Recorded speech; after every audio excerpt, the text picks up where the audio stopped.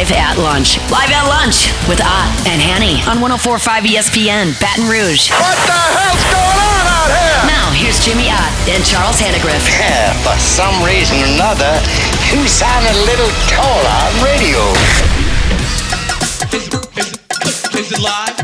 Is it live? Is it live? From Los Reyes Mexican Grill, Lee at Nicholson. Welcome to the Wednesday edition of Live at Lunch. 104.5 ESPN Baton Rouge. Charles Hannegriff along with Jimmy Ott. Jordan Kinch's back in the studio. Randy McKay with us on Wednesdays. Scott Rabelais with us on Wednesdays. Wes Reynolds with us on Wednesdays. We make the turn getting into another week of college football. LSU off this week, but bunch of compelling games that we got to get to. Jimmy, good morning. What's up, John? I can't wait to talk to Wes Reynolds today, man. He had to have a good Saturday. He had to be. I mean, just because you want your team to get a little love, Right. And I mean, was there ever a day where Indiana football was celebrated more? Not in my lifetime. No. I could tell you.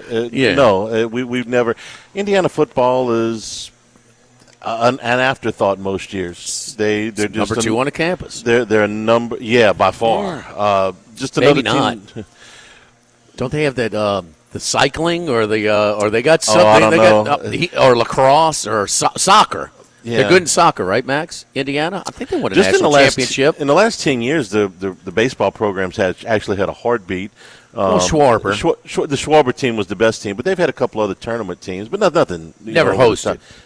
No, but they host one year might have. Schwarber? Yeah, they might have. They may have. Yeah, they had a really good team that year. The Schwarbers last year, they may have hosted. I got to go back and look it up. But yeah, I remember when the first time that game day came to Baton Rouge, it was a big deal. But LSU football has a history. Indiana football doesn't. So I can just game day going there is like times 10. That's right? pre the golden era though of LSU football too. Now, yeah, it was. I mean, it was.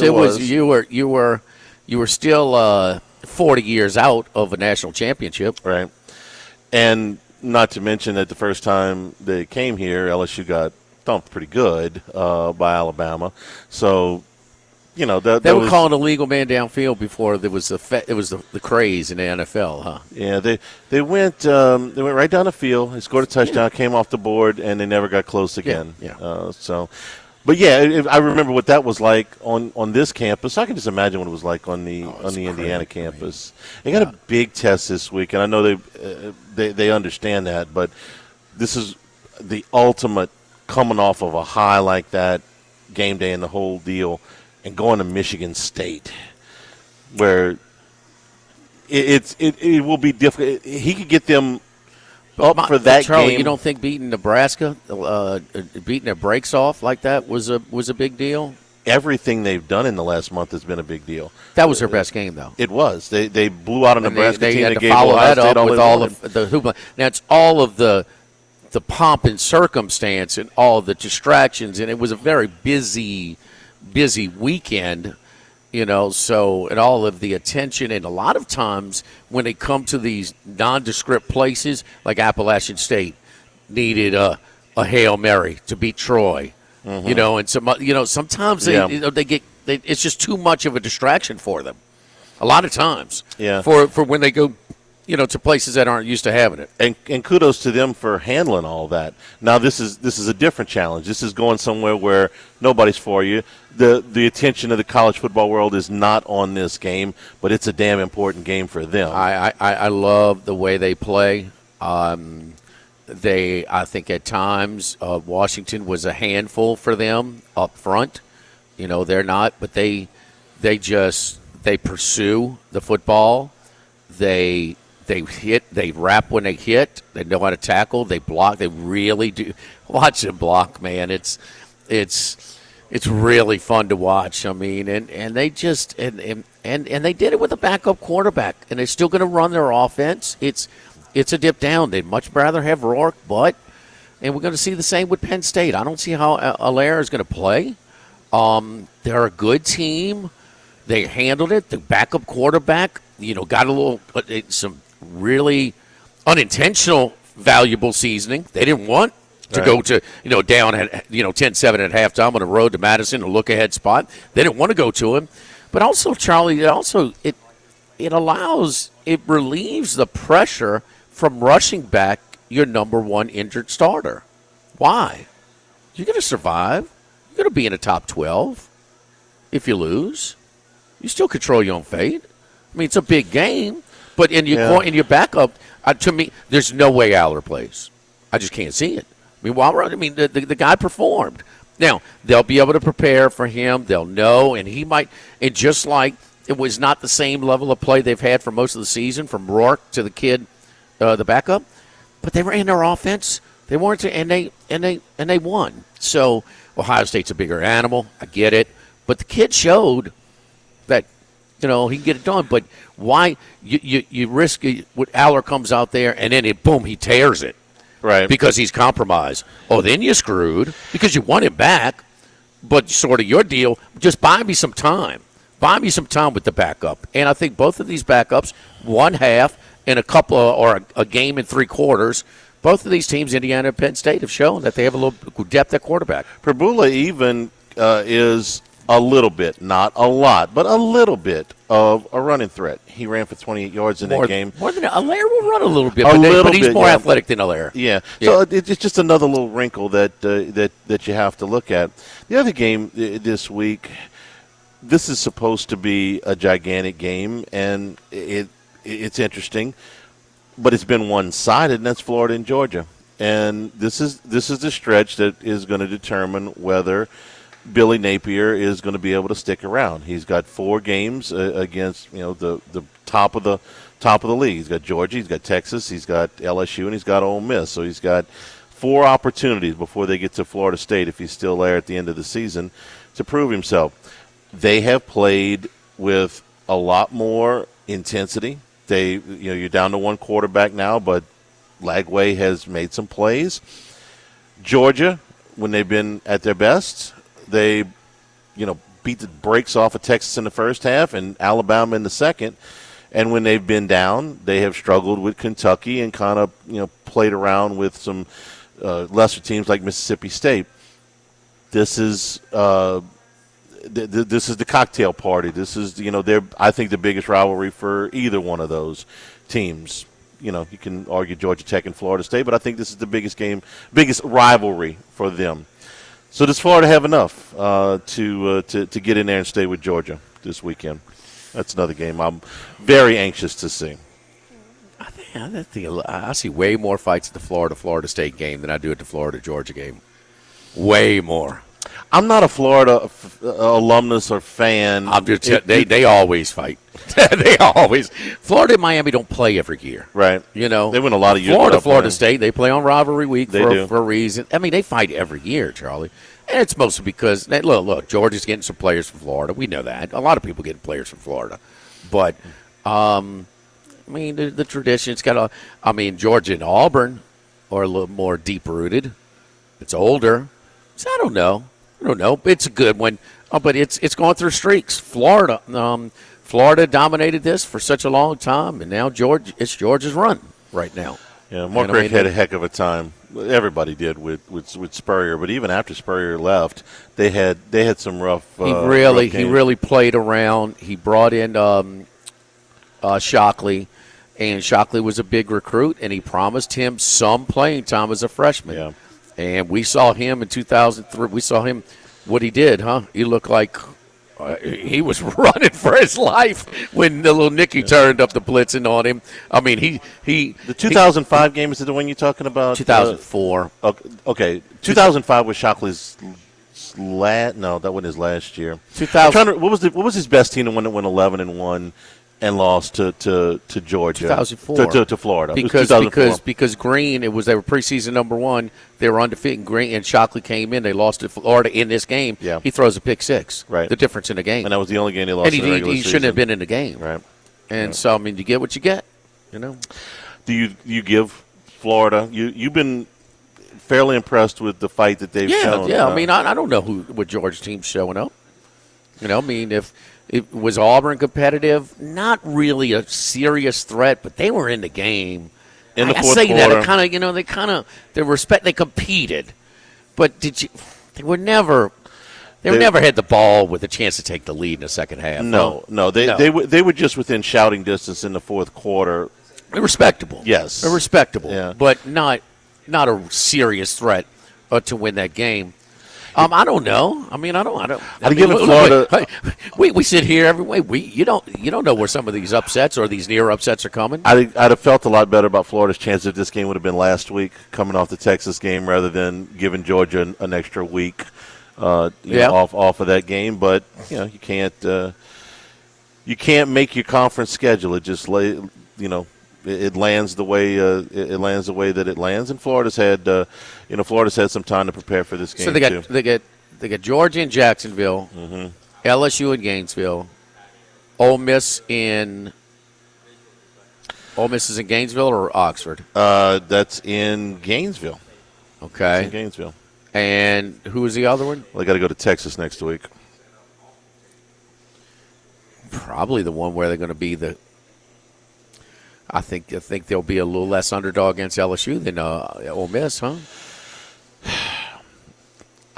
If it was right now, Ole Miss was a favorite here. Yeah, they were lost, a small favorite here. It would be close.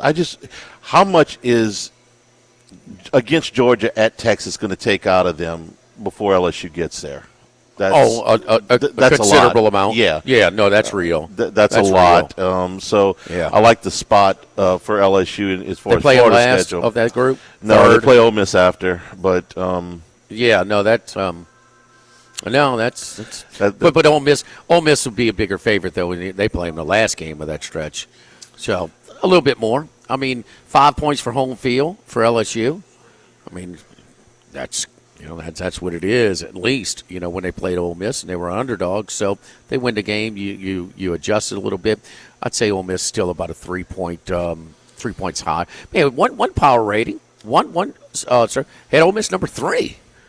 Now you can't do that after with them struggling against that's a little against strong. Oklahoma. Yeah, and the Kentucky loss looks worse and worse as we go along. Yeah, it does. And LSU's coming off of a loss too, double-digit loss. They're coming off of a double-digit loss. Ole Miss's power rating is higher, Charlie. There will be the smallest number of those 4 will be LSU. Put it down. Okay. Yeah. I'm trying. I'm not telling you that's the biggest. The smallest spread number of that at neutral Georgia, at Texas, LSU and Ole Miss at home. Max can vouch for me. No, I believe you. I'm just trying to figure out why Ole Miss should have a higher power rating than LSU. With that, the Kentucky loss is worse than the USC loss. Okay, Ole Miss lost at LSU. LSU started lost with at a Texas. higher power rating. Okay. Okay. Wasn't how long ago was the Ole Miss game? 4 weeks. Okay. LSU's lost. Ole Miss lost that night, and LSU's lost once since. Okay.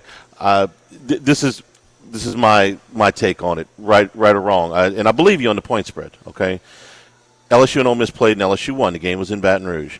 Worst loss. LSU is USC. Ole Miss, which is a neutral site, and Ole Miss is at home against Kentucky. That Kentucky is a far worse loss. Losing on the road in Baton Rouge versus losing on the road in College Station, I think is pretty doggone close. So How about when the two teams? How good is the USC loss in a neutral? It's not a good loss, but it's better. It's better than Kentucky. It's better than Kentucky at home. Okay. Yeah. So and how about when the two teams played? Was there home field advantage at Tiger Stadium that night? Yeah, there was. LSU never led. They led at the end. they led when it mattered. I mean, yes. I get it. Ole Miss should have won the game, but they didn't. So we're talking about power ratings, Charlie. Yeah, they are, and they deserve to be. They're better than LSU. LSU has improved now. LSU has improved, and I don't know how much Ole Miss has improved. So to your point there, but then we Nussmeier. I mean, where is he right now? I mean, he was phenomenal in the first half. He was terrible in the second half. Terrible. So I mean, what do you? We said that all the quarterbacks are inconsistent in the league. Man, that was the poster child of inconsistency. Yeah. I guess I'm getting power rating. Get rid of power rating versus what I think would happen in another game. Okay, is that what we're saying? Because if LSU and Ole Miss were playing this weekend on a neutral site, I would. All right, LSU and Ole Miss that night. How many times at Tiger Stadium? They play 10 times. What is it? I think LSU probably wins 6 out of 10 in Tiger Stadium. That's generous. Okay. They were lucky to win that night. They were. Come on. Which so you could give 6 out of 10? Yeah. I give them. Wow. I give them an edge in that stadium. Yeah. I don't know that Ole Miss is going to come with that effort. Okay, so every you time. played in Oxford. These teams, how many times did they win? LSU probably wins 3, maybe 4. Something like that. Man, look, they're the runts, okay? I get it. Yeah. But, I'm comparing resumes. I'm comparing resumes. There's nobody outside of Baton Rouge that didn't think that Ole Miss should have won that game. Can I say 2 things that I think are they true left at the same points time? on the board. We know about that. LSU left points on the board against A&M. They did. There's not as much pressure to, Nussmeier maybe can, but if you're up 17, that's a completely different deal, huh? Yeah. Are these 2 things contradictory, or can they be true at the same time? LSU has a better resume than Ole Miss, but they also, if they played on a neutral site this week, I think Ole Miss would be favored, and they're the better team. Okay? But I think LSU's got the better resume. They're the more talented team. We saw, for instance, Ole Miss where, okay, they lost a couple of games, and then they slept walk through the first half, period. Yeah. I see them the first possession say, different intensity. They got their butts chewed at half. Boom, I'm in gaming. Give me Ole Miss minus 5.5. You know what I mean? Because that was different. And the guy, my buddy Knock at the Queens said, man, you're right. Look, and that's an immature program. That's a program that's not used to having expectations. And I think that's a coach. So we get into it. But Charlie, man, LSU was fortunate to win that game that night, and Tiger Stadium was one of the more memorable nights that they had. For you to say, okay, they're going 6 of those out of 10, no, that's a little bit much. But LSU has improved, I think, overall since then. Their defense has certainly improved. That was kind of the turning point, was it not? Yeah, they got some stops, and they got the second half. Dixon agrees with this. They got more than enough stops to win in College Station, huh? Yeah, you left a bunch of points on the board there too. This is the debate they're going to have in the room. Okay, you're going to have one person saying what you're saying, which is, hey, I think Ole Miss is better. LSU was lucky to win that game, and I think they'd win if they play again. LSU has a better resume, yes. But it's close. It's not. I agree, but it's not. I agree, but it's not a separation. And Ole Miss being clearly better than LSU is not a slam dunk. No. They wouldn't win 10 out of 10. No, but trust me on the power ratings. They're underdog at home. That's a 10-point swing. We got to give up 9. We can't give that high school stadium 5 points. Boy, that Kentucky loss just. That's ugly. They're going 1-7. Yeah. They're going to be 1-7. That is going to look absolutely awful. It's bad. And when you screw around and you just give them extra possessions instead of getting off the field and taking care of business, no, that's a mark of an immature team, a program, a coach that's not used to handling expectations. Then you got to take care of these smaller teams instead of keeping them hanging around. No argument there. We're live over here at Los Reyes. Man, I love coming over here. I go to the Queen on Saturday, and on my way home by 5:30 or 6, I make my pit stop. Miss Blair's always working behind the bar, and she takes care of me with my fajita steak tacos, the burritos. I had the shredded chicken burrito with the queso sauce. The homemade guacamole is outstanding. Happy hour is 7 days a week. It's Monday through Friday at our Coursey location, but here at the Lee location, the West Lee location off of Nicholson, it is 7 days a week, 2:30 to 6:30, including house margaritas are just $8, 20 ounce margaritas. House margaritas are just $8 during happy hour. So it's fresh. We prepare everything. We've got a vast menu, so it could please anybody. Cold beer on tap. Kyle has been been in the restaurant industry for a long, long time. They do a great job. Got great wines over here. Little Camus Prisoner that I'm looking at. Camus vintage brand as well. So plenty of different. I tried that for you. It's good. Yeah. Plenty of different tequilas, including Casa Azul and others. So really good stuff over here. I love it, man. And three TVs behind the bar.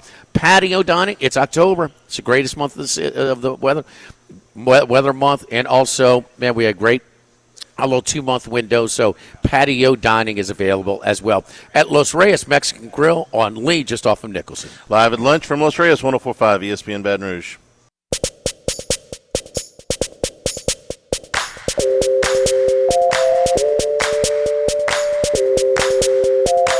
Live at lunch with Ott and Hanny from Los Reyes Mexican Grill on 104.5 ESPN, Baton Rouge. Just remember this when we start talking about quarterbacks next year in the NFL draft. And there's a lot of not so sure things in next year's NFL draft. And we're going to get into this a lot, I'm sure, because the Saints are in play there. Nussmeier may be in play there. But just out of last year's draft. He better not be. If he knows what's best for him. And we're going to have plenty of time to talk about that. And he'll have an informed decision because of who his father is, for sure. But just out of last year's draft, the top 4 guys, 3 of them were quarterbacks, and 2 of them have already been benched in Anthony Richardson and Bryce Young. And very different situations, okay? But they're having this debate all day today. Bryce Young was 2 drafts ago. Yeah, last year's draft. The 23 draft. Bryce Young and Anthony Richardson. That's because Richards got hurt. Yeah, early. He only played 4 games. I'm sorry, Charlie.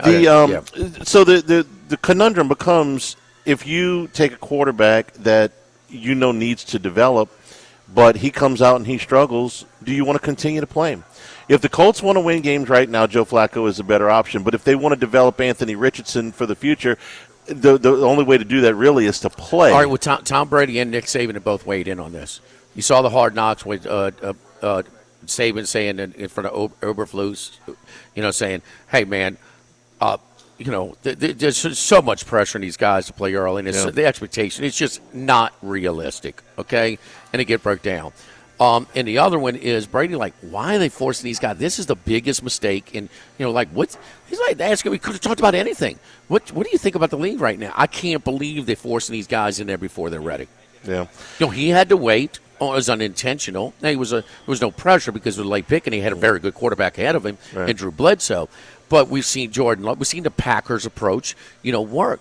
But also, Bo Nix is got skill set, but he's not that good.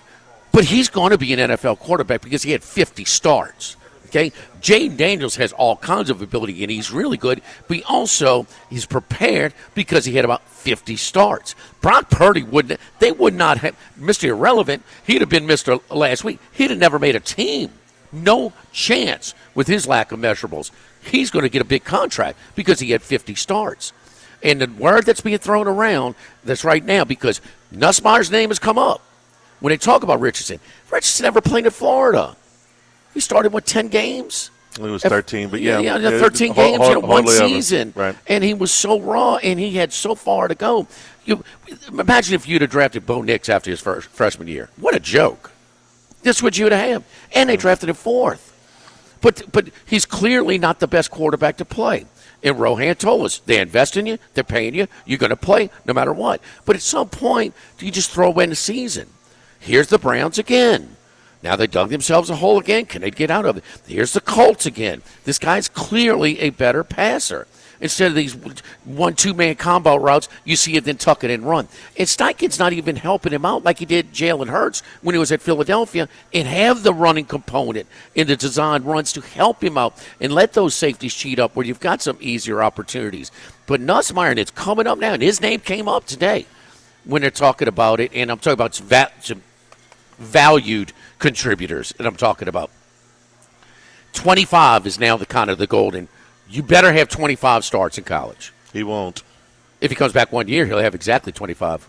26 if he plays both bowl games. Oh, next year. Yeah. Yeah, right. I meant for this year's draft. He What's won't his have anywhere. rush? And he's not been an impatient kid. He's shown more patience. Tell me a more patient player in the modern day quarterback than modern era.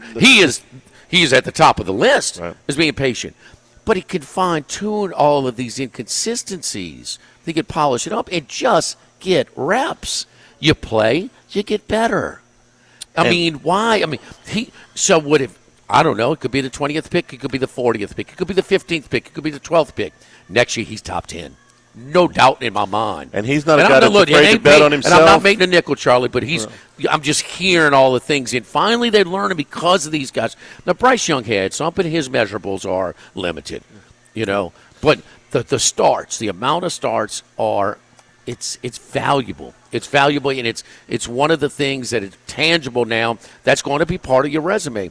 If he has 13 starts. And his father will be able to tell him that without you worrying about some agent getting in his ear trying to cash a commission check. His father's going to tell him, you know? Yes. He's going to give him the best advice he can give him. He's been a coach in the NFL for a long time. He's been a coach at the highest level in college. And we don't talk about this now because nobody talks about it because academics don't care. Even Vanderbilt's letting in guys come in and play without their typical Vanderbilt. Can you get a college degree? You know, that's kind of cool. That's kind of valuable. That kind of helps you. You're going to be an ex-player way longer than you are a player and he may be, in life. And he's been here 4 years, so he may be graduating next spring. He might have already graduated. Not even sure. Not even sure. Don't forget our friends at Legacy Title. Chad Reynolds, Legacy Title for all of you real estate closings, 296-0060. Full-service title company servicing all of South Louisiana. Fast, friendly, professional service, which you get every time you call 296-0060. A great team at Legacy Title. Ashley Donald, Mariana Haynes, Adrian Galata, Michael Platt, buying, building, refinancing. Nobody chooses but you. Chad Reynolds in Legacy Title. Live at Los Reyes, live at lunch, 104.5 ESPN Baton Rouge.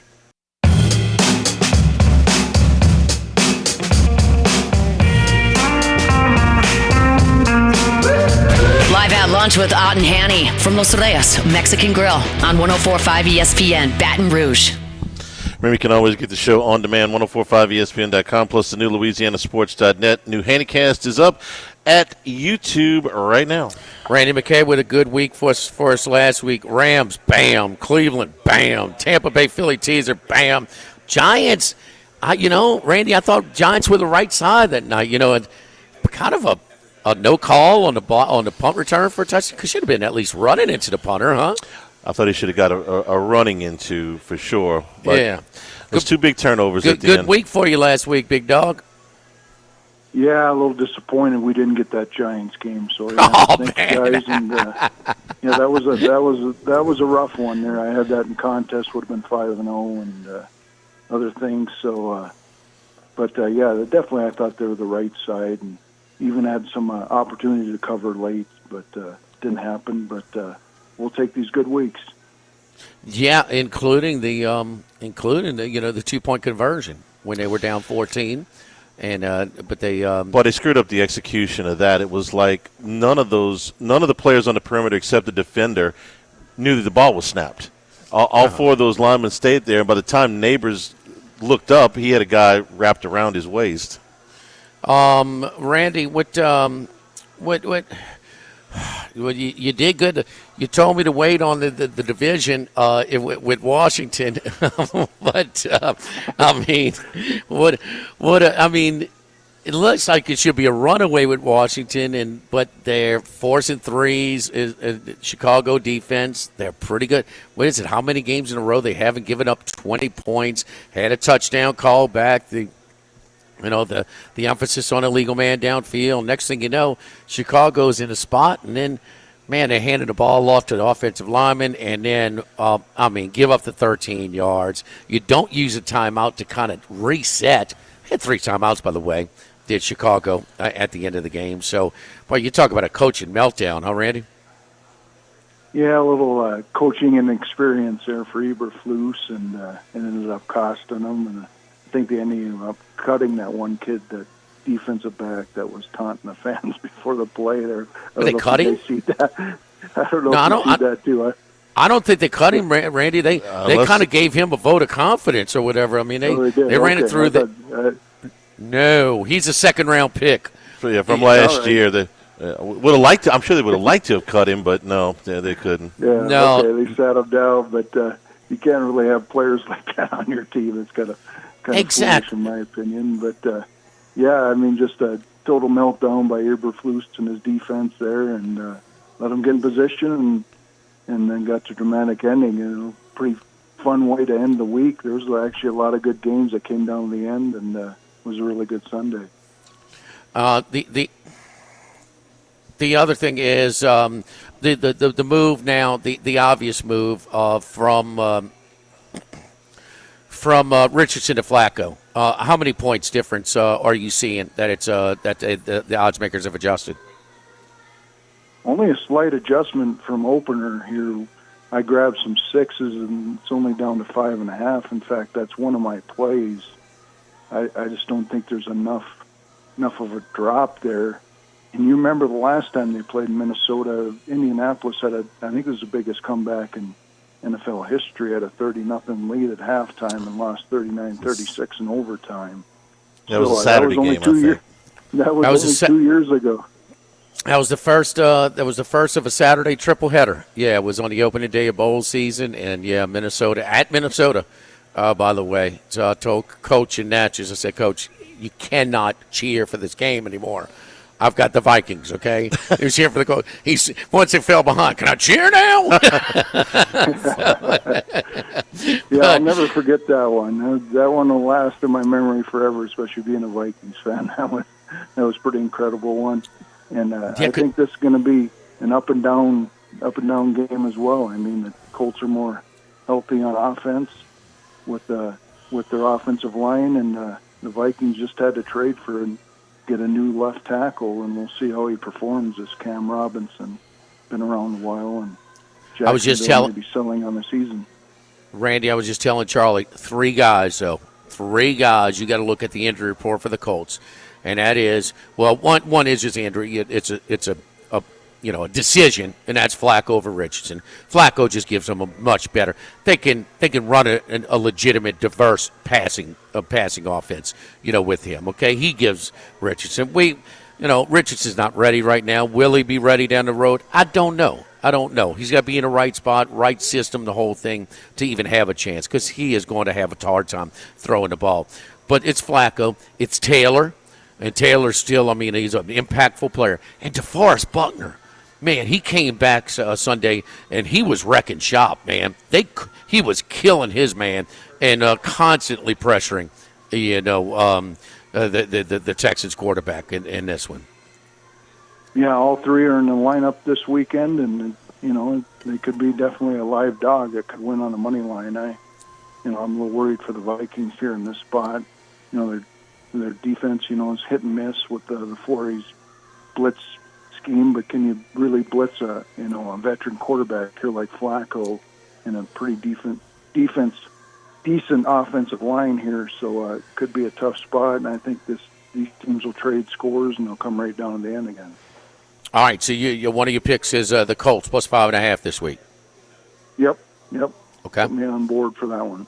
All right, who else we got this week, Randy? Well, I'm going to take the points here with the Broncos. I think they match up pretty well here with Baltimore. Getting all those points. It might even get up to a plus 10 level, but it's at 9.5 right now. Sandwich spot here for the Ravens. They played Cleveland last week, and now they got 2 games after this against Cincinnati and Pittsburgh. So these are kind of spots I looked for preseason that I think are pretty good. And this Baltimore defense still banged up. Was banged up last week against Cleveland. Jameis Winston had a big game, and you know him. He has a big game for both teams when he's playing. So they could have sealed the game there, and didn't do it with an interception. And of course, their wide receivers dropped a couple passes that could have sealed the game. That could have went their favor, but it went the Browns' way for a change. And this Bronco team, I think, matches up well with the Baltimore run game. So they're going to force Lamar to throw. You're not going to see a Baltimore team be able to run over this defense. This is one of the more top defenses in the league. They did spot Carolina a quick 7-0 lead, but it was no problem. Kind of a bye week for Denver. They get to even put in some more players at the end of the game, get some more experience. So getting a young team here, I don't think they'll be affected by traveling over there, even though Baltimore's good at home. Getting points here, I think, is a premium. So put me on for Denver plus 9.5. 2 5-3 teams plus 9.5. The Ravens given to the Broncos here. Anything else this week? Also lean to the under a little in that game, too. I didn't say that in analysis, but there's some 46s up there. Baltimore games have been going over, but I could see this being a more run, lower scoring type game, slobber knocker type. Okay. Anything else on this week's schedule in the NFL? Yeah, I'm going to do it again. Back with the Giants. Okay. 3.5, 4. Off their tough loss on Monday night that we've already talked about. But they came through this game pretty healthy. the one good running back. He did get a little banged up with a concussion, but he looks good. He looks like he hits a hole fast, and hopefully he's in there. If not, Singletary is still pretty decent as well. And their offense showed a little bit. This is a rematch spot from week 2 when they played the Washington team. Should have won that game, but their kicker got injured. If you remember that well, I think they kicked, Oh, yeah. I think Washington kicked like 7 field goals to beat them. Yeah. And that was kind of a weird score, but getting points here at home, even though the Giants haven't played very well at home, Washington coming off this spot here, and they're still, Daniel's still probably a little banged up with that rib injury, and, they got some other players kind of banged up, but coming off that home run spot, coming here to play a Giants team that lost a game, could be a spot here to take the points here with the Giants, so put me on plus 3.5 there, New York Giants. Yeah, Giants had the kicker hurt. They tried the punter the first time on the first extra point. It was miserable, so they went for it the next 2 touchdowns. But also was 18-18 on 4th down, ran 30-yard line when Malik Neighbors dropped the ball on 4th down. And he had a wonderful game, but in that setup, Washington to come back down and kick their 7th field goal. That's a game where they did not punt on the afternoon. I tell you what worries me about this game is the effect it has on my mental health having to root for Daniel Jones again. I think it's aging me. Hey, so talk to Randy. Randy, I mean, do you like it enough to cover Charlie's, counseling, counseling expenses? Huh? It's hard, man. It's hard. You just. My advice to Charlie would be just to make the bet and don't watch the game. Yes. Now you're onto something. Believe me. Watch a different game because there's plenty on in the early morning spot there, and just keep up with the box score. All right, so we're not going to put that on our quadrant of 4 there. Put it in the far corner. Yeah, we're going to put corner. Put it in. Give me updates. We'll put it in Gulfport. Mm-hmm. Yeah, please. From the Boulder Randy, anything else, man? You guys dabbling into any college football? What's happening there? Yeah, I haven't taken anything early. I see your LSU has got a little bye here coming into the Alabama game. Should be a big matchup. But, I've just been looking at FCS. Of course, them lines aren't out yet. I had a pretty nice bet last week on South Dakota versus the Jackrabbits, and that game went into overtime, so my plus 9.5 was good in that one. They lost by 3, but the FCS has been exciting too, and I know you guys got some FCS schools that up there that don't get much notoriety, but always a fun league to watch. Yeah, no doubt about it. Have you paid attention to any of the futures in the NFL? Does Jaden Daniels have a shot? We got a plus 31, plus 32 to 1, something like that. And he's at basically 10, 11 to 1 right now. But he's got some ground. Allen's been great. Jackson getting some more run.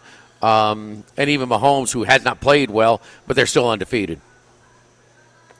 Yeah, it's going to be tough to get over them 3 guys unless, if he keeps up what he's doing, and keeps playing well, I would have said last week would have been a kind of a down week for him, but then he hits the Hail Mary pass. He got it out. He wasn't 100%, so, we'll see after this week. But I think you guys are still definitely live, and he's definitely probably going to be the rookie of the year for offense. He'd be in some pretty good company. There's only one rookie that's ever won NFL MVP, Jim Brown. So that's a class of 1. It's going to be tough, just like the Skeens thing. There's reluctance. Right. Even Wembanyama for Defensive Player of the Year last year, they gave it to Gobert. He's clearly a better defensive player, but now his defensive team, and they didn't win as much, but still. So we're looking at one more.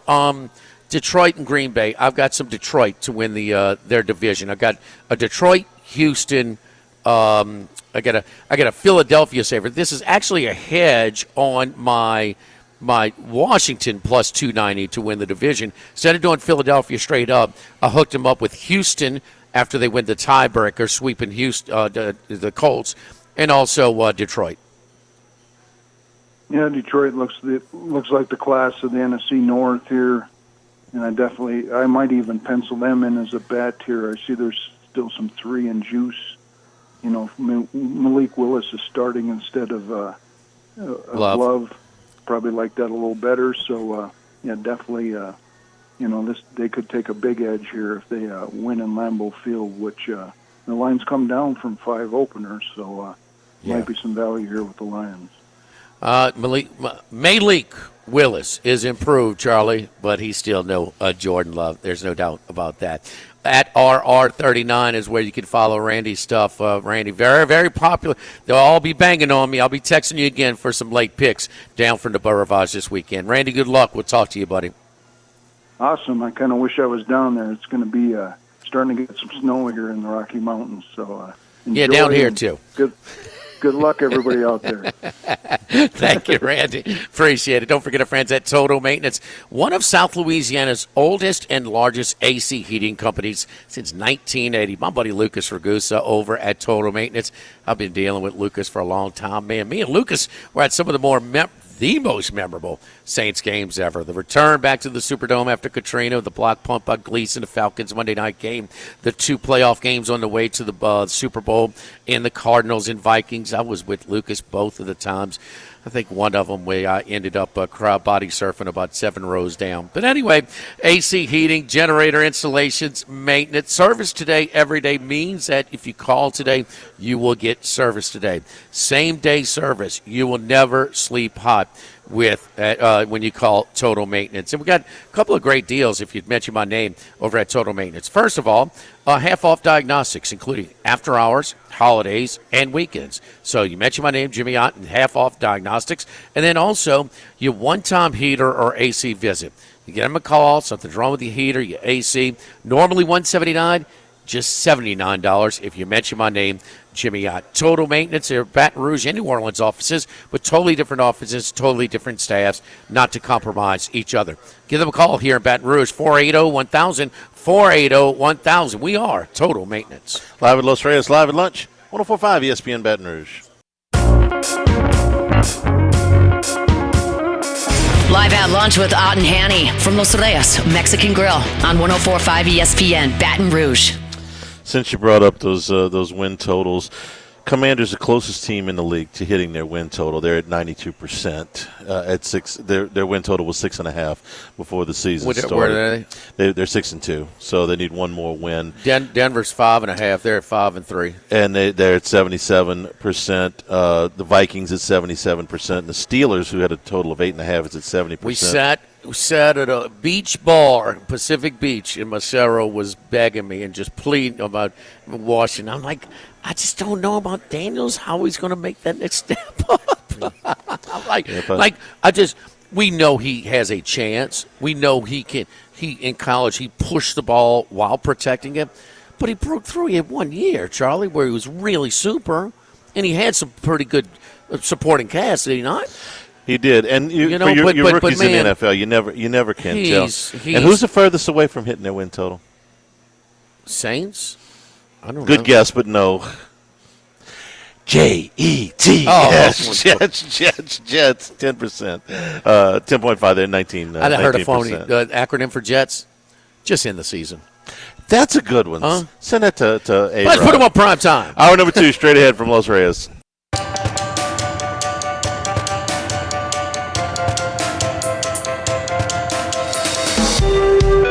Live at lunch with Ott and Hanny from Los Reyes Mexican Grill on 104.5 ESPN Baton Rouge. Oh, hour number 2. A voice girl, Los Reyes. Los Reyes. She put a little funk in there, huh, Charlie? She better with the accents than me. She got you beat on that one, Charlie. You're better than her in a lot of ways, okay? But she got you on that one. I appreciate it. What's for lunch here? I don't know. You like the bowls? I like the bowls. I like the pizza just too. Do like a little fajitas. I love their soft tacos here because they do their own fresh tortillas, and that is one clear indicator in any type of Mexican restaurant that you go to. They roll their own tortillas. Boom, it's downhill from there. They don't, but they do them over here, man, and that's what I like. So the fajita steak tacos are really good. Losada guacamole, I like that. Pico de gallo, kind of good stuff. But the bowls are good too.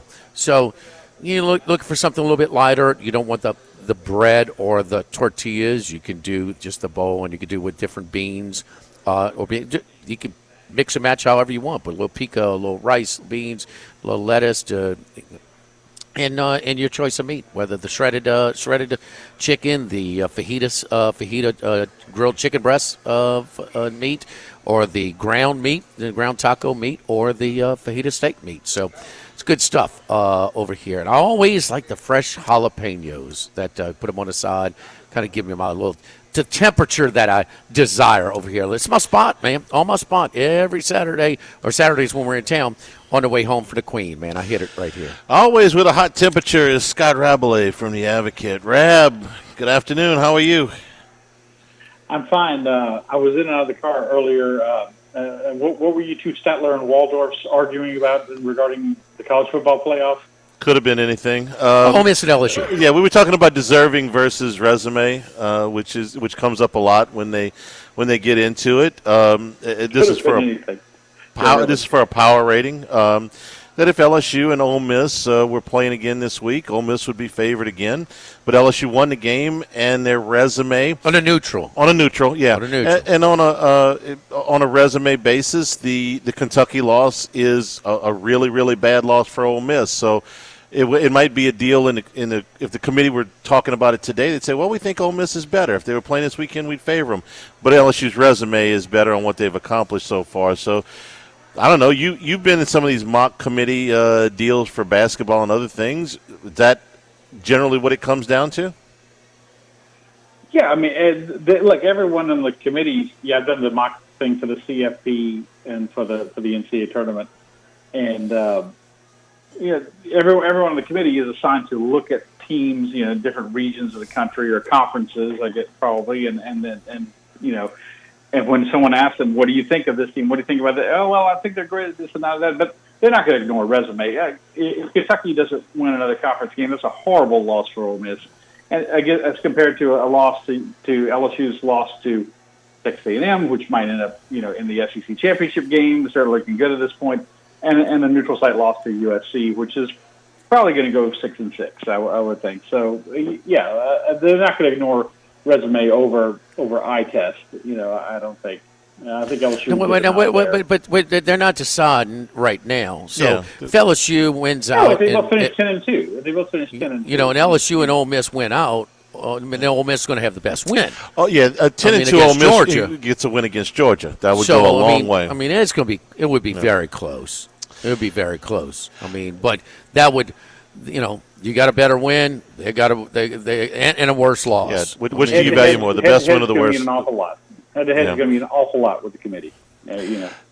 Scott, in the same way. So Ohio State and Oregon, they're both 11-1, but Oregon beat Ohio State in a very close game at home. Ain't no way Oregon will be ahead of Ohio State. No way. No way Oregon would be ahead of Ohio State, like in the seeding. Well, you said head-to-head. There will be the exact same schedule, exact same record. Yeah, Oregon. Okay. You mean if Ohio State wins the rematch in the Big Ten championship game? No. Even before we get to that, I'm saying that Ole Miss and LSU will have the same record, but head-to-head they lost. Yeah. But LSU would. On the road, it was a very similar loss, is what I'm saying. The Ohio State loss at Oregon and the Ole Miss loss at LSU were very, very close at the end on the road. I can't kill them for that. I mean, but if they're 11-1, whoever before they're going in, Ohio State will be ahead of Oregon. Both are preseason top 5. Well, who's Oregon going to lose to in this scenario to get to 11-1? Right. I mean, well, no, it matters. I mean, Michigan this week. That would be terrible loss. Yeah, a loss to Michigan versus a loss to Oregon would be way worse. Yeah, I would agree there. I mean, yes, that's true, but the committee is going to weigh head-to-head to a But Oregon, if the committee would weigh it, Oregon would be ahead of Ohio State. They have the same record. Yeah, in that scenario, yes. And but that wouldn't happen, Scott. I think it depends on who Oregon lost to. It would depend on who Oregon lost to. Scott, Brian Kelly on the teleconference a little while ago was talking about defending the running quarterback. This has gotten a lot of play because of Greg Penn's comments after the game. They didn't work on Marcel Reed, but Kelly was pointing out it's not like they've never worked on running quarterbacks, so that they didn't work on some of the things in this game plan for A&M, but didn't execute it very well. Kind of elaborate on what his explanation was there. Yeah, we had him last night after practice and today on the SEC teleconference, and he said, "Look, we have a scheme. It's worked against other running quarterbacks, or dual threat quarterbacks earlier this year, and we just didn't execute it." So, it's kind of he said, she said a little bit, isn't it? It's like Greg Penn said we didn't prepare for it very much. Obviously, they spent most of the week last week preparing for Connor Wegman, But Kelly said, "Well, we have a plan. You guys just didn't execute it very well," which is kind of the way he phrases things sometimes. So either way, it's not very palatable if you're an LSU supporter. To think that the coach is saying the players didn't do what we told them to do, or the players are saying we weren't prepared. So either way, they just didn't do it, and they looked like they were caught flat-footed by a guy who started 3 games and played in 6, I believe, of their 8 games coming in and doing what he did. Now, that said, I don't subscribe to the idea that Jalen Milroe is just going to automatically come in and run all over LSU because of that. Obviously, what you're getting with Milroe going in, and that should be all the focus, and that should be all of their preparation, but it seems to me like they weren't very well prepared for him. And they were shutting down the Wegman, and who can run a little bit, but it's kind of like Nussmeier. He's not going to run over you. So either way, it's not a very palatable situation. And this is in the midst of the fact that overall, on balance, it's still been a good season to this point, and the defense has definitely improved. So you got to take a lot of things into consideration, kind of like with the CFP committee. Yeah, moving forward, this is so much different. If this was a normal season, or any other season when they under the old format, LSU would have no chance to play in the SEC championship. Right. Very little chance. A&M would have to lose 2 of their last 3 in the league. That's not extremely likely. But this year, especially with the tiebreakers, which we've become more well versed at this week with some of those results, everything's still on the line, and that's a real difference. 2 losses, everything is still on the line, and mostly, not 100%, but mostly within your own control. So I'm sure that was one of the things he talked about as well.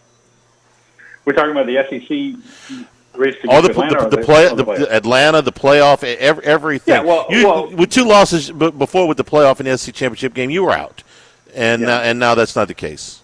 No, but LSU only has 1 loss in conference. That's why I was asking. Right. So yeah, LSU.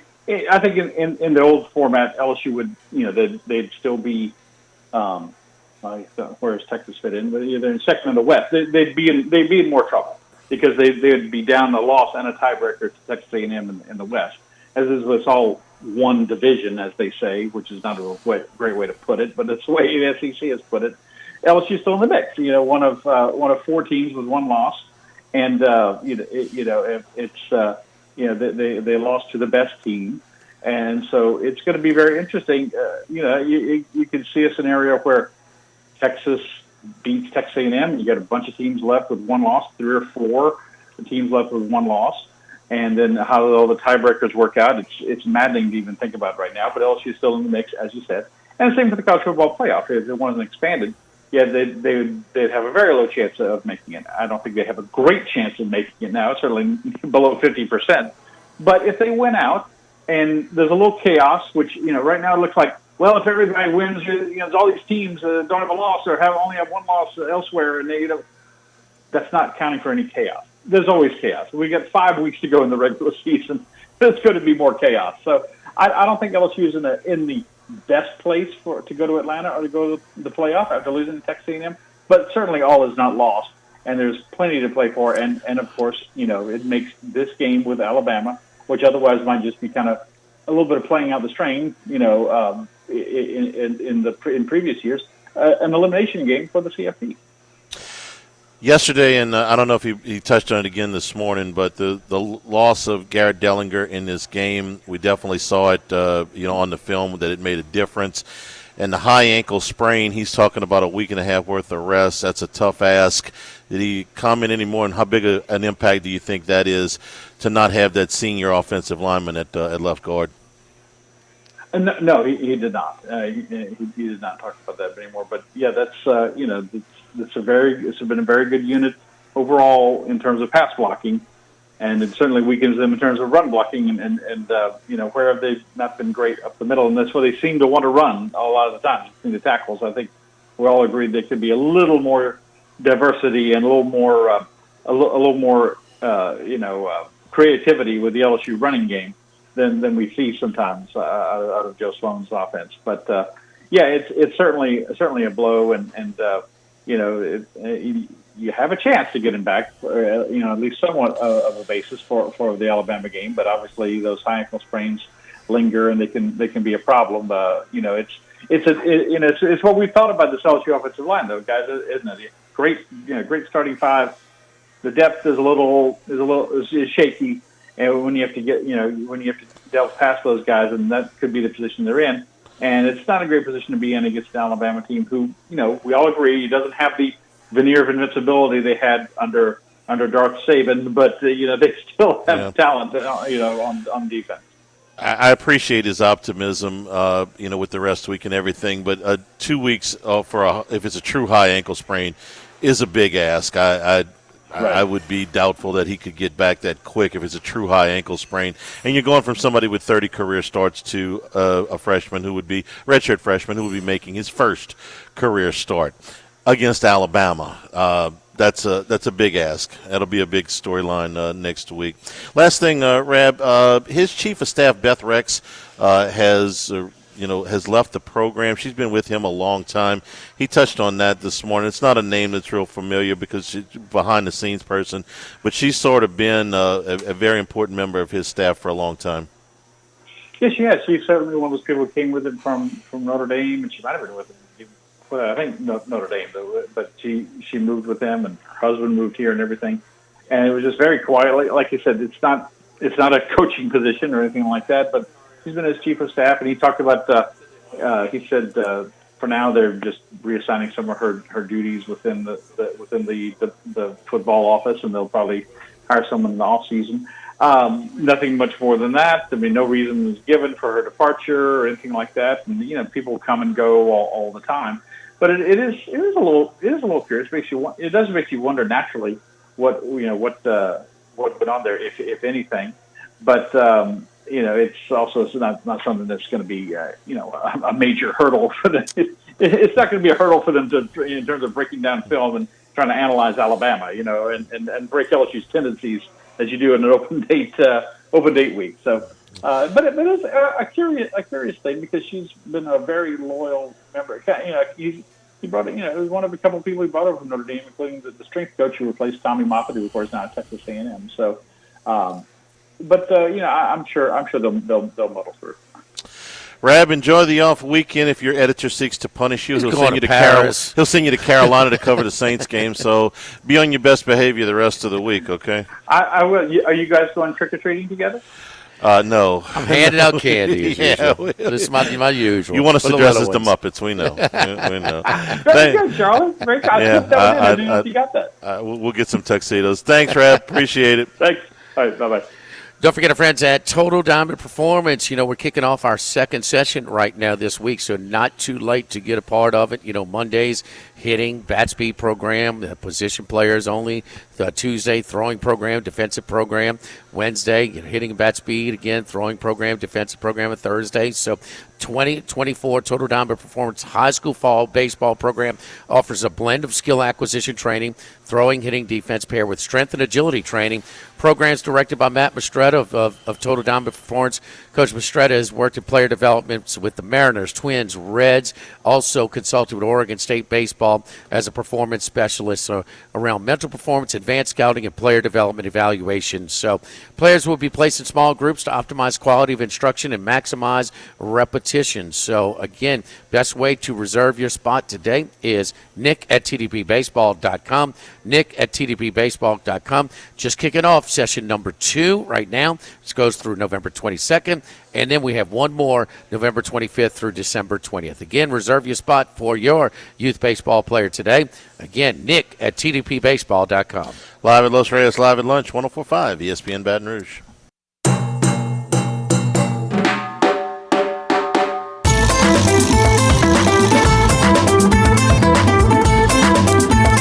From east, north to south, but we're heading west. It's Wes Reynolds from VSiN.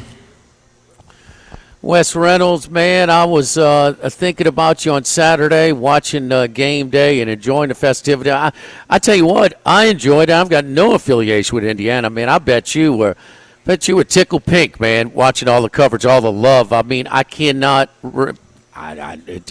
definitely not in my lifetime, cannot remember a celebration of Indiana football. This was it on Saturday. How much fun was it for you, Wes? No, it was a blast, and to see the turnout for college game day and Bloomington looking great on a fall October afternoon as it more often than not does. That's the thing. When your football team is down, like, a lot of people don't see how great of a college town this is and how much fun it is, especially, when the football team is winning. And then just the whole going through the history of the program with Coach Corso and his sweater that he wore on the sidelines in the late 70s as Indiana football coach, and seeing him reunite with his players because they had the 45-year Holiday Bowl team reunion from 1979. So a lot of his old players and old coaches were there, including John Gruden's father, because John Gruden actually used to be ball boy for the Indiana team. He wasn't showcased on the show, but he was there in Bloomington. And, it was just great to see, and it was good to see Indiana go out and handle business. Because kind of, if you have some PTSD like I do, you're waiting for the other shoe to drop, but it hasn't dropped yet. And we've seen that with these first-time hosts of game day. It's a big distraction. I mean, it's a major distraction, but the more and more I watch Signetti's team, I mean, they hit, they wrap, they follow through with their blocks. They don't do anything stupid. You're not going to see them raising up the ball before, at the 3-yard line and maybe letting it go before they cross the goal. I mean, they really rally to the ball defensively. One guy can't get him down, don't worry. 2 or 3 more are right behind him. They're coming. They call them the little things, but damn it, I mean, when did fundamentals become little things? I guess they are somewhere along the line, but and they did it with a backup quarterback. My $1 billion question for us, and I thought, and also look, I mean, McAfee is an acquired taste for us on game day. Couldn't stand him. It was a joke. He was overpowering the broadcast. He's kind of found his little bit of niche, and of all things, being Saban's buddy boy. Saban giggles at every one of his damn jokes. I mean, but he has an Indiana connection as well, and it was cool to him. And he's kind of got this thing, his role, whether it's Berkeley or Bloomington, kind of connecting with the fans as well, bringing them, making that on-site crowd that much more interactive with the broadcast as well. I thought it was great, and I thought the game day has been, I'm not watching every second, but I'm watching a lot more than I have. And it used to be, for years and years, appointment viewing for us. Yeah, look, I watched, this was the first time I watched every second, obviously, because it was Indiana, and then did the same thing the week before with the big noon kickoff that they have on Fox, because they were in Bloomington for the Nebraska game. And, they kind of showcased the university a little bit more, I think, than game day did, kind of the history. But I will give McAfee that McAfee knows how to be the babyface and work the crowd. He puts the town over. He puts the student over. The field goal competition, especially when the kid wins money and makes the field goal. But, yeah, look, it's such a reforming of the show, though, with Coach Corso being 89 years old and just, kind of having a minimal role, which is all you can really have for him at this standpoint. I thought it was really cool how those coaches, man, can remember those players and those key guys and those key moments from way, way back then. I was raised by one, so I mean, and those old players love that when they can remember those details of those things back in those old glory days. So it was a lot of fun. Now, let me ask you now. Now, forget this year, but say 5 years ago when Indiana's struggling, doing the usual in football, okay? Where did Indiana football rank as far as level of interest? Didn't the soccer team have really good? I mean, I don't know with the cycle. I mean, was it still 2 behind basketball, or were there even some secondary sports that were even garnered more interest on campus in football? Yeah, there might have been a time you considered it third because basketball, continues to be number one, even though people are kind of waiting for Mike Woodson to, take the next step up, like make a second weekend for crying out loud. We have not yet done that. So we'll see if Indiana does that this year. But the baseball team had a run in the mid-2000s because we had a certain guest pitcher on that team named Kyle Schwarber, who led them to Omaha in the College World Series when Tracy Smith was still coaching at Indiana. So baseball, and you mentioned soccer, 8 national championships, by the way, for the Hoosiers men's soccer team. So, yeah, football has always kind of been, in and out. I think with Bill Mallory in the 80s and the early 90s, they got it to about 9 wins. Now, winning 9 games back then was hard because you didn't have the extra game, but you just weren't good enough to get to the Rose Bowl. But you were good enough to get to a good bowl game because there weren't as many bowl games back then. So, it's had its peaks and valleys. When Terry Hepner came in, it was kind of like there was energy in the program, and then sadly he passed away. And then they had the one good year during COVID with Tom Allen where they played Ole Miss in the Outback Bowl there in Tampa, but it just hasn't been able to maintain. And part of that is because of the apathy. And that comes from the administration, too. You've got to invest in your football program. I don't care where you are. I don't care if the ceiling's 8 or 9. You've got to invest in football. And I hope that finally they are doing that because Kurt Signetti's not going to put up with anything less. He's impressive. Is it going to? Are they set up for a letdown? I mean, it was a high on the season when they destroyed Nebraska. Nebraska was the best team on their schedule to that point, and I mean they could not have played any better. And then you follow it up with a 2-touchdown win with all of the distractions. Are you concerned with a little bit of a flat spot at East Lansing Saturday? A little bit because if Rourke is going to play. I don't think he's officially been announced as a starter, but he is throwing again off that thumb surgery. If he's good to go, then he's going to start. But from a matchup standpoint with Michigan State, this is kind of the first really good, I think, running quarterback that they played with Aiden Chiles, who came in with Jonathan Smith, transferred in from Oregon State.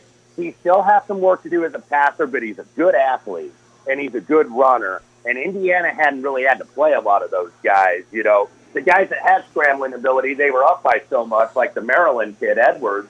He couldn't run. They had to throw like every day because they were down so much. It was the same with Nebraska. But in this game, I think it is going to be a competitive game. But the number's probably right. I would lean with the Spartans. But, man, I don't know. I don't want, maybe I just got to believe in Indiana here. But I certainly probably wouldn't lay it on the road. I would only be taking here just because I think the matchup and going on the road, spotlight is even brighter on you, even though the game's on Peacock on Saturday afternoon. So, yeah, this could be a letdown, but, man, it's set up for you to be 10-0 going to Ohio State because you got Michigan coming in the next week, and, you're going to be favorite in both those games. You're already a double-digit favorite on the look-ahead against Michigan.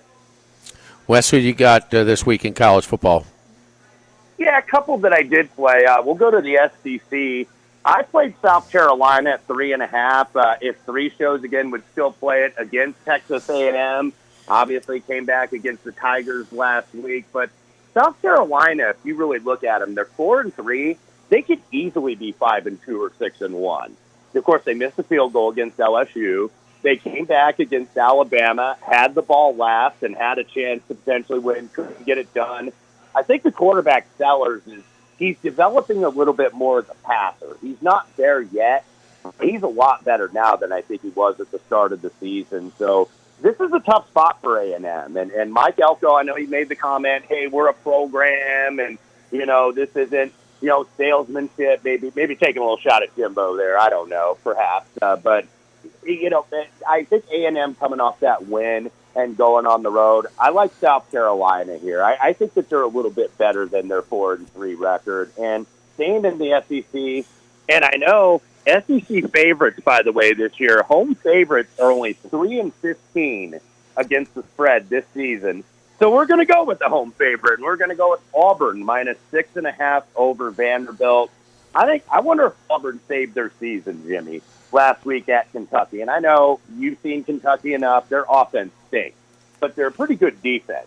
And Auburn went on the road and took care of business and stopped that hemorrhaging and stopped that losing streak. Now you got Vanderbilt, who everybody loves. And look, they covered against Texas last week. Didn't get the outright win like Alabama, but going on the road here, I think that could be a little bit of a public dog because it's like, well, Auburn's down from their usual standards, but you can still lay less than 7 here. So that's what I did at 6.5 with the War Eagle. 93% of the tickets on Vanderbilt, but 2-1 money on Auburn at Bet Rivers, and the similar tickets at the Queen DraftKings, like 83%. So no doubt about it, Vanderbilt is a very public dog this weekend. And the final score might have been a little bit closer than indicated. Pick six at the end was waved off because of a penalty. So you turned a 17-point game instead of a 3-point game because Vandy did score at the end. You had the first touchdown was set up on an interception by Texas. So it could have been worse, and it wasn't. But we know who's got the better quarterback. But a little bit of a situation. Auburn is second in the league in yards rushing yards per attempt this year. It's not. You don't have a whole lot of. Only one top 30 rushing per attempt. Now the league is very good stopping the rush, but rushing yards per attempt, it's more of a passing league. They are the New York Giants of the Southeastern Conference. They're very, very hard to watch, and it's like, shouldn't you have another win or two in there somewhere? And they just don't. Yeah, they're tough to watch, and I'm still aggravated with that Missouri game. All right, Wes, 2-0 last week in the NFL with the Rams and Raiders. Who you got this week? Yeah, we'll see if we could find a couple ugly underdogs. Not as many as I like this week, but did play a favorite actually on Thursday night. I'm going to go with the Jets. Just end the season. They've been bad, but this Houston team at 6-2, they're probably going to win the division because Tennessee's bad. Jacksonville hasn't been good, and the Colts, they look like a mess to the S right now with what happened yesterday. Obviously, demoting Anthony Richardson and these guys not knowing what they're doing. I think Steichen and Ballard are big time on the hot seat in Indianapolis, even though they're taking money against Minnesota. I'm going to go with the Jets, and it's more of a fade of Houston. I think Houston's a little bit overrated here, and especially on the road. C.J. Stroud's home and road splits are there's a wide chasm between those two, as you saw in Green Bay, where he couldn't even get 100 yards passing. I still think he's good, but I just think he still has some more developing to do. He's only a second-year quarterback, so I did lay a small money line. I actually took pick, but I'd lay small money line with the Jets here. And then another one I'm looking at, the Dallas Cowboys. I'm going to buy on bad news here. I know they got behind against San Francisco. They really should have had a better chance to win the game. They threw 3 straight incompletions. Just that last drive against San Francisco was a dismal failure.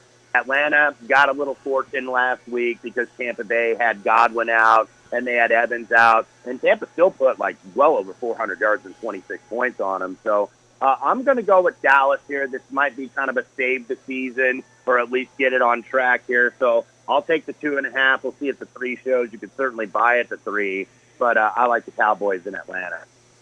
Yeah, what's your thoughts real quick before we let you go up against the clock? But your Colts with that move going from Richardson to Flacco. Yeah, look, maybe for short term it makes sense, but I don't think they've helped Anthony Richardson out. The receivers dropped a bunch of balls. Steichen's play calling was poor. The kid can run the ball. You got to run some RPO with him a little bit and be more of a running team. The Colts are a mess right now. I don't think they know what they're doing. If you go 10-7, make the wild card, so what? You've got a 41-year-old quarterback and you've got a number 4 overall draft pick that you still don't know if he can play or not. So I think maybe a little bit short-sighted. Forget where you drafted him. He should have never been drafted number 4 overall. So you got to. And that's on Ballard for a poor evaluation. Absolutely. But you would think with a guy with a track record who took another run first quarterback in Hurts and put him in such favorable positions, he would mimic that. And maybe because he got knocked out so early last year that with the injury that they didn't want to do that. But that's the only way that guy could survive with a dozen college starts. Who's so challenged, with his arm. So, Wes, great stuff as always. Go Hoosiers, man. We'll talk to you next week. You bet, guys. Thank you. All right, don't forget our friends, Dana Brown at the law offices of O.C. Brown, your law firm for a lifetime. My man, downtown Dana Brown, 343-1111 and ocbrown.com. Both Charlie and I have used Dana's team of specialized attorneys for different reasons at different stages of our lives, and we certainly felt did not hesitate to recommend them to others with similar situations. You don't know if your rights are being infringed upon. You don't know if you're entitled to more. You're not attorneys. That's why you take advantage of that free initial consultation to evaluate and see if you do have a case or not. That's where Dana's team comes in, 343-1111 and ocbrown.com. You pull them up on the website at ocbrown.com. You can schedule it right online as well, making it as convenient and easy for you. Downtown Dana Brown at the law offices of O.C. Brown, 343-1111 and ocbrown.com. Live at Los Reyes, live at lunch, 104.5 ESPN Baton Rouge. Live at lunch with Ott and Hanny from Los Reyes Mexican Grill on 104.5 ESPN Baton Rouge. You can always get the show on demand at louisianasports.net. We are also brought to you by Louisiana Health and Injury Centers, helping you deal with pain. Dr. Michael Goff and his staff done a great job for our family. If you've got back pain, neck pain, soreness, things that are keeping you from getting around the way you want to or keeping you from getting a good night's sleep, let them help you out with a series of things that are going to target those problem areas and get you to feeling better. So whether it's just a series of exercises and stretches or the cryotherapy, the dry needling, or any of the other the electric nerve stimulation, the things that they can do to get you to feeling better, let them help you out. Airline Highway, Plank Road, Jefferson Highway near Drusilla. Dr. Michael Goff, Louisiana Health and Injury Centers. We're going to get a World Series. The Yankees going to climb back in this thing. The big favorites today with Garrett Cole to get this thing at least back to Los Angeles. They fell behind early last night, but Dodgers at one point, late in the game, they decided to make some bullpen decisions to sort of preserve the bigger arms in the bullpen. Flaherty's been better than Cole lately, Charlie. So. No, I think the Dodgers will take care of business tonight. Well, you're getting a number then. $1.25 coming back home. You're getting that. And Freddie Freeman, now 6 consecutive games. Is that crazy? A home run. Four consecutive games in this series that he has homered. We've seen some great performances in the World Series before, but I throw him on the outside part of the plate or miss. They're still pitching to him. Well, they're pitching inside to him. Yeah. He's not going oppo in that building. Not doing it. No. He is going to take the New York Yankees were built on left-handed sluggers. Yes. And, middle in, you can't. In that park. You can't do it. You quit doing it. Now, look, it's a much bigger yank in Chavez Ravine. They were showing the home runs and where they would be in Chavez Ravine. It's like 75% of them wouldn't be home runs that they're hitting, in Yankee Stadium. But man, right field and give the little shortstop credit, man. He got a hole in one because the Yankees were about to blow a big time scoring opportunity, and he misread a ball. Okay, he was at second with one out, and he misread the ball that could have been a triple to center field, and he held up at third. He scored on the ground ball, the one hopper to Freeman to make it, but probably cost him a run there. And he came up after Rizzo popped up. Infield fly rule, bases loaded, one out. So it was 2 outs. First pitch, pop, grand slam. So he made up for it. They love him, man, local kid in New York, and he came back and he was stealing bases. He was doing his energy plays. He scored on a routine ball. Now, it was a poor throw by the second baseman when he came home. He went to the right side, allowed him to be safe. But, he pow, boy, he's going at the crack of the bat. He's a very good. It's an uncharacteristic move for a strong IQ, baseball IQ guy. You know, Boone talked about that as well. But no, I don't think we got a series now. We had our series, man, and in game one, we're going to look back. Game one, we did 2-2. Turning point of game one, yeah. 2-2 was completely different. So this lineup's too strong. This team's too strong for, I mean, the guys that were thrown out there were really, they're capable, but there was no match for the Yankees line. I mean, it was like, now, do you get them going? I mean, Judge hit a couple of walks and a fly ball instead of strikeouts, but he finally got a hit too. He did get a hit. He's 1 for 3 last night. I thought he did get a hit. Last night.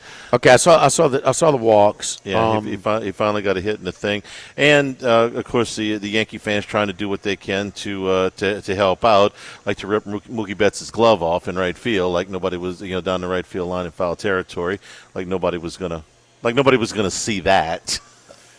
They knew they interviewed him afterward. They said we knew we were getting thrown out. Did they get thrown out? Oh yeah. They have to. Not only did they get thrown out, Jeffrey Mayer didn't get thrown out, huh? No, and in fact that counted because there was no replay and all that at the time. With the Tony Tarasco was camped out under it, and it counted. The question was, are they going to let him back in tonight? Those fans, their season ticket holders. That's what I'm saying. Their season ticket holders. About a lifetime. Right field line. Mookie was real. Took the high road. Didn't even feel them. Yeah. This and that. Had nothing to do. Just took the high road. What Jeffrey Mayer did versus what these guys did. Mayer stuck his glove out and caught the ball. What was he, about 8 years old at the time or something like that? He was a young kid. Yeah, 11 right. maybe. These two guys are adults, and they're literally trying to rip the ball out of his glove and then trying to rip the glove off of his hand. So there's a big difference between a kid sticking his glove out and, what these guys did last night. Yankees were desperate.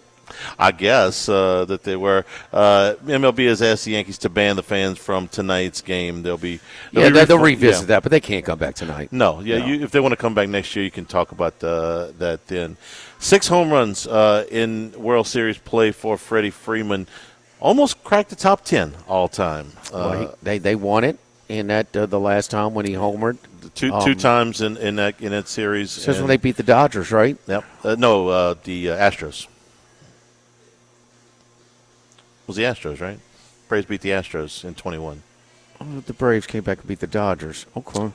Well, I'm talking about the World Series. No, they lost Game 7. They had a lead in Game 7 in the Dodgers series. Six consecutive World yes, Series I'm games. I'm sorry, Charlie. With a home run.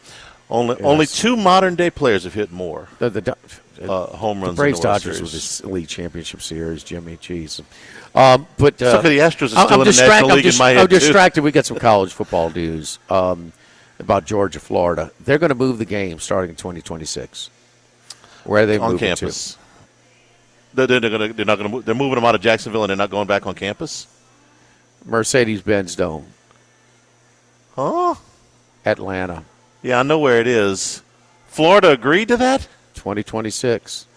One game only or multiple? I'm curious because Kirby's been lobbying to get that game back on campus, but I thought he was pretty much shouting on deaf ears. Let's see, Judge 2026 and Tampa in 2027. Okay. Are they renovating Jacksonville? Yeah, stadium. They've done that in the past because they did play 2 like in the 90s. This is already the second. I mean, that thing needs to be renovated. They need to renovate the operations. Of the organization. Yeah. They don't need a new stadium. Well, they need new ownership or general manager. Kirby's big gripe about it is you can't bring recruits to neutral site games, and once every 2 years.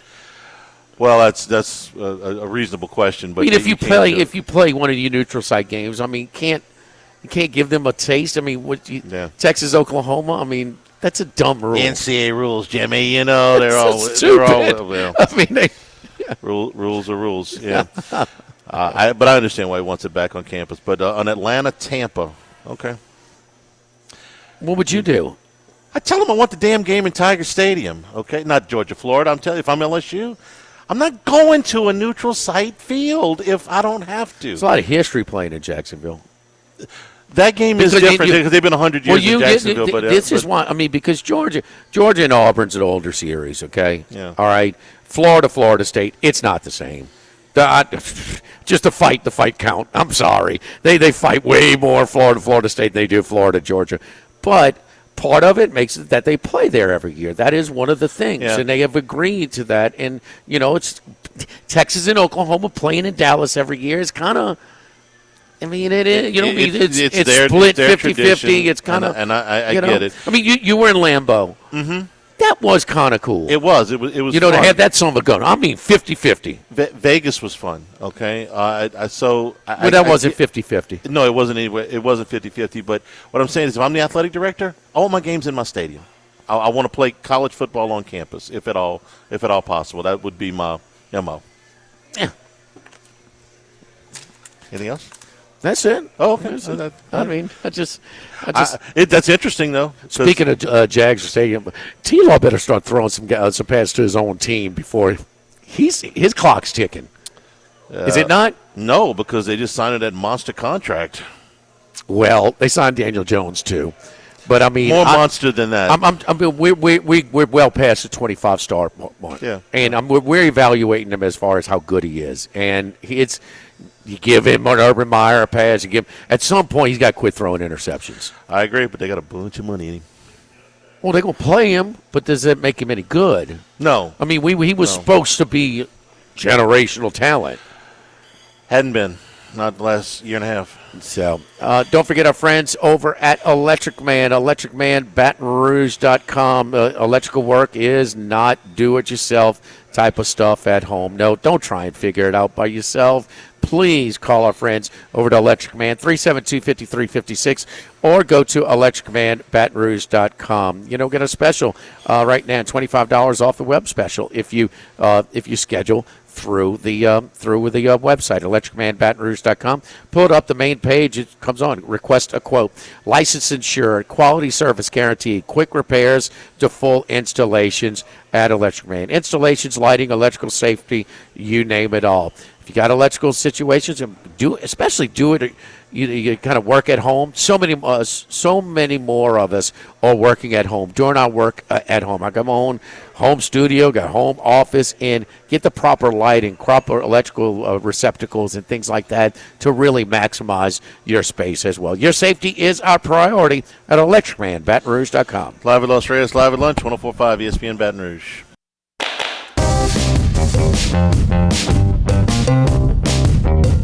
Live at lunch with Ott and Hanny from Los Reyes Mexican Grill on 104.5 ESPN Baton Rouge.